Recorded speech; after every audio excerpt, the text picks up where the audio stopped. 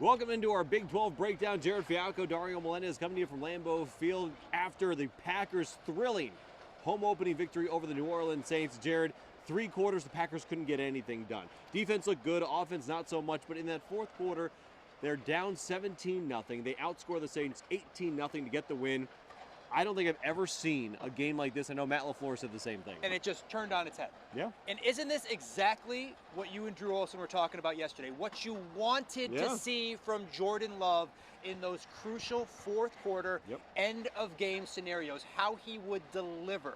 And instead of just throwing a handful of incompletions like he did against the Falcons, he led 3 stellar drives. And look, we saw the situation kind of play out last week.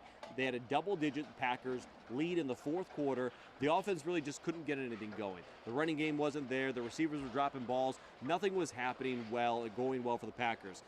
Fourth quarter of this game, and this is what you really love to see, and Drew and I did talk about this on Big 12 Sports Saturday, they obviously looked at the film.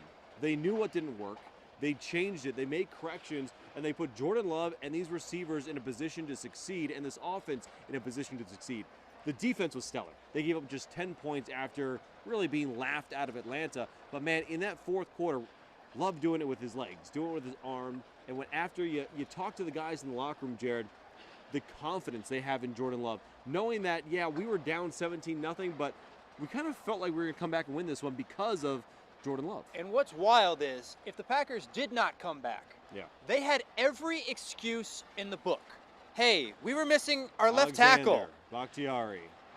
We were missing Aaron Jones. We were missing Christian Watson. And you know what? He still got the job done. That's what's most incredible about all this, I feel like, because really, if you wanted to, through 3 games, you could have given him an incomplete grade if you were trying to give Jordan Love a letter grade at this point, because we haven't seen his full potential with his full arsenal on display, if you will.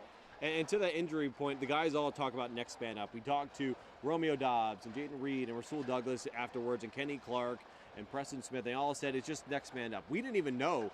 Rasul Douglas said that Jair wasn't going to play. They just got out there. They saw Valentine, who also left this game with a bicep injury. He was activated. He was brought up. All this Packers team wants to do, and maybe this is because they're young. Maybe it's the benefit of being naive and not knowing how things work in the NFL, but when someone goes down, usually the team has excuses to just cave, to just fold, especially when you're down 17-0 in the fourth quarter. But this team's like, oh, someone's hurt? Okay, well, hey, you're the next guy up. Let's do something. Let's succeed. And the one thing I love that all the guys talked about, Jordan Love was the next guy up after Aaron Rodgers leaves, correct? The poise he had in the fourth quarter, Romeo Doubs talked about this, Jared. When you saw him on camera, when you saw him on the TV broadcast, he never looked rattled. Nope. He never looked flustered.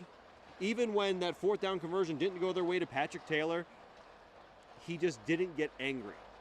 He was very even-keeled, not high, not low. He knew there was a job to be done, and the team is really taking after that. And this was the guy that we have heard since training camp. Hey, this is the Jordan Love that we see every day. This is why we have confidence in number 10. I think there is a difference in between believing something and then actually seeing it come to life, and it came to life today at Lambeau Field. And Love said afterwards, look, this is a great win.